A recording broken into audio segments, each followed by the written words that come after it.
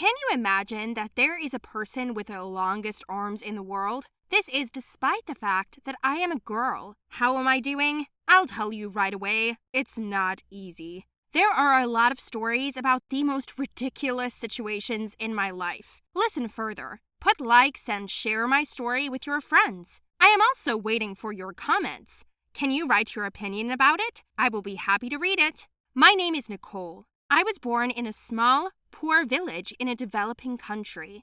When my parents got married, the whole village was against it because it was considered that my parents had a bad marriage, and all because my father already had a bride in mind, which his family promised him, but he disobeyed and decided to marry the one he loved, that is, my mother. My father's relatives considered my mother not equal to my father, since she was from a very poor family. Although my father wasn't exactly rich either, but it's all so complicated. Dad's family didn't even want to hear about father bringing home a girl they weren't happy about anymore.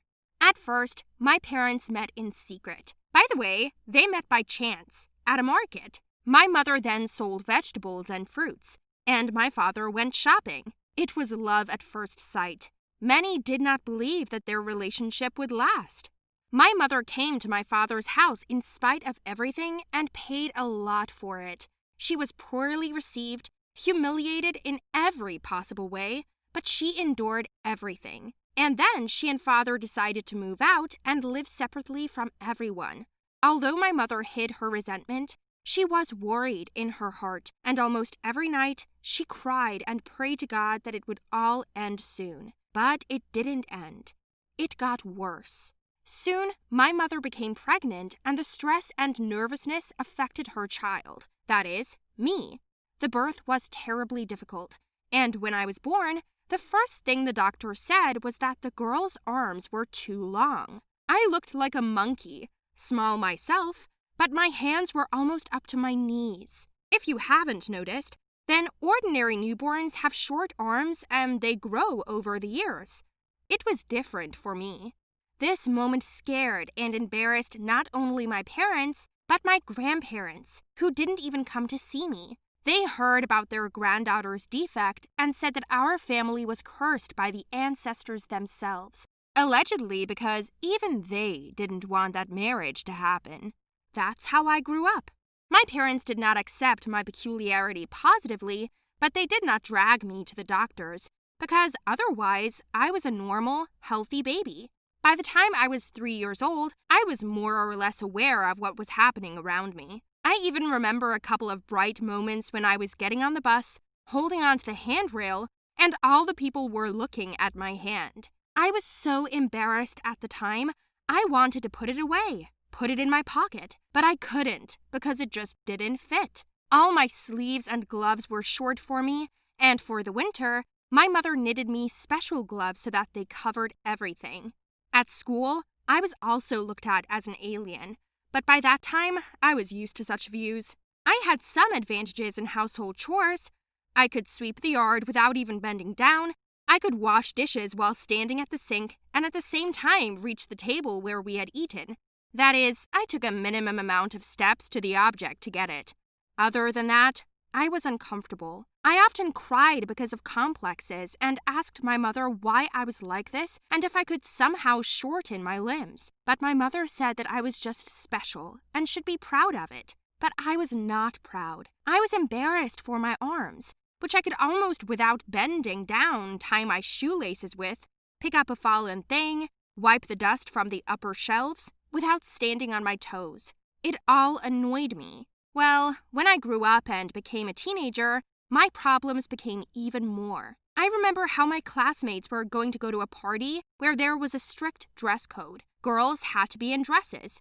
Since no dress matched my arms, I had to look for one with open sleeves. Can you imagine what I looked like?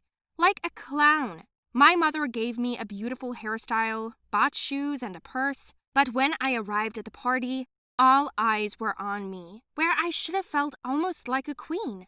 But when my classmates saw my arms, and that I had come in a dress for the first time, I just attracted attention. The girls giggled in the background, whispering and calling me an orangutan, and the boys told me not to get upset. But you must be good at climbing trees and picking bananas for yourself. They laughed. Then they took a picture of me and posted the photo online. I ran away that night in tears. I wanted to disappear or someone to get rid of me. It was terrible. And suddenly, an idea popped into my head. In a fit of emotion, I ran to my grandparents. I knew they weren't expecting me. My parents and I visited them very rarely, and they hardly played with me. I burst into their house screaming that it was all because of their curse, and if it wasn't for them, I would be living happily. Those dumbfounded old people tried to calm me down and called my parents to pick me up. After that incident, I lay in bed for several days. I didn't want to do anything, and I didn't want to see anyone. About 3 days later, someone rang the doorbell at our house, and my mother thought it was my grandmother. Who knows? They might have a guilty conscience. She opened the door and came up to my room. "There's a guy calling you," my mother said. Disheveled, in a terrible state, I barely got up and went to the corridor, where I saw a guy. He was good-looking, a little taller than me, and oh no! How is that possible? He had the same long arms as me! I couldn't believe my eyes. It turns out that he found me on the internet thanks to photos distributed by my classmates. It was amazing. My parents and I talked to him for probably hours. He said that he was also born the same as me and never considered it a flaw. On the contrary, he used his gift in every possible way. That's what he called it. I cried so much that night. Just the thought that there was a person like me in the world made me so happy. His name was Eric, by the way. We became friends, and he also taught me how to direct my gift in the right direction. We started playing basketball together. Funny, isn't it? But it really worked. Although our height was not quite high, there were so many advantages to our arms. All the teams wanted us on their team. From that moment on, my whole life changed for the better. And, by the way, my grandmother still came with an apology. Even after 14 years, it's better late than never. So, friends, if you have some kind of defect, think about it. Maybe it's a gift. I have the longest name in the world. No one can pronounce it. Hello, everyone. My name is Barnaby Usansky. Or rather, not exactly. My name is much, much longer. It consists of 29 words. Previously consisted of 28, but everything in order. I was born in a simple family. My parents christened me Jan. Jan is a simple 2-letter name. To be honest, I never liked the name. I didn't think it should belong to me. Do you ever feel that way? I grew up with this name, experiencing discomfort. When I turned 16, I thought about changing it, but my father was against it. When he heard about this idea, he was very indignant, but even more angry when he found out what name I want to change it to. The fact is that my name consisted of all my favorite words. I was very interested in history, old words, and names, and decided to use all the ones I love. Dad said I was an idiot and told me to do more serious things. Of course, I was upset. Why is my choice considered stupid just because it doesn't fit into the standard framework? I asked my mother for help. She was not against it, but she could not go against my father. So she took a neutral position. So I was still Jan.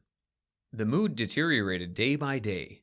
I felt like life was slipping through my fingers and I couldn't do anything. How humiliating it was to feel that you were strangling your own name. And one terrible rainy day, I went out for a walk and sat in my favorite cafe. I drank my coffee and thought about my beautiful new name. Suddenly, my friend came up to me. We were in the same class years ago.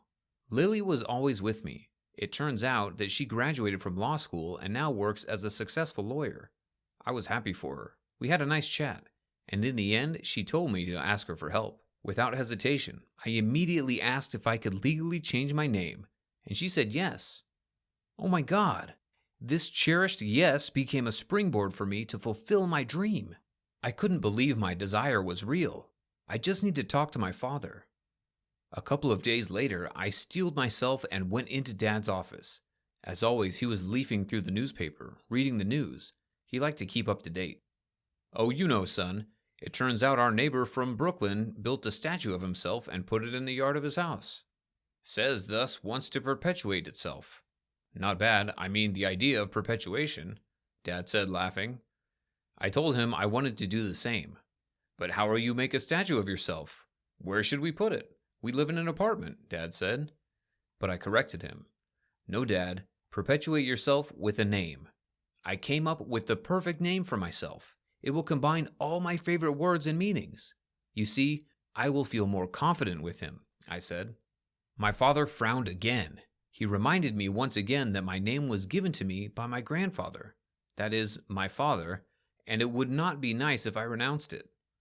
Our conversation was again deadlocked, but I had no intention of backing down. "Dad, you know if I liked my name, I wouldn't be cranky. Besides, with my new name, I will become popular, and it will help you in business. After all, journalists will be required to take an interview with you. Maybe your business will be ruined," I blurted out. I was very worried about that conversation. I thought if I didn't win now, I would never win. My father was silent. He stared at a single point and just stared at her in silence. "All right," he said suddenly. "What?" I repeated, not believing my ears. Was my father really okay with it? All my attempts were not in vain? I couldn't believe my luck. "Oh, Father, thank you very much. Thank you," I shouted, and started to hug. But my father said that I would be responsible for the consequences myself. According to the law in our country, my name can only be used once. I agreed to everything. I immediately called my lawyer friend Lily. She advised me and told me what documents and where to submit. I did everything in about 4 days. Then I had to wait. A month later, I became a new person with a new name. Now my name was Barnaby Aloysius Benji Kobweb D'Artagnan Egbert Felix Gaspar Humbert Ignatius Jaden Casper Leroy Maximilian Nettie Obajalu Pepin Quilliam Rosenkrantz Sexton Teddy Upwood Jivatma Wayland Casillan Yardley Zachary Usansky. Exactly 28 words. Oh, how happy I was. I rushed home with the new documents with a sense of renewal. I felt like I had turned a mountain. I kissed my parents and showed them my name. And then, as I expected, journalists came to our house. They began to interview us, including my father. Everyone was interested in what prompted me to choose these words. I was happy to answer, because I was proud of my name. 6 months later, my fame spread all over the world. I was very happy. Everyone asked me what I would call my son when I got married. I'd like to call it Marmaduke. This word should have been my 29th, but I saved it specifically for my descendant.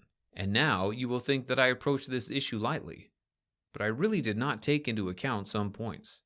The thing is, when I started living my normal life again, I had some difficulties. Getting documents for a special order because of the long name was not the biggest problem.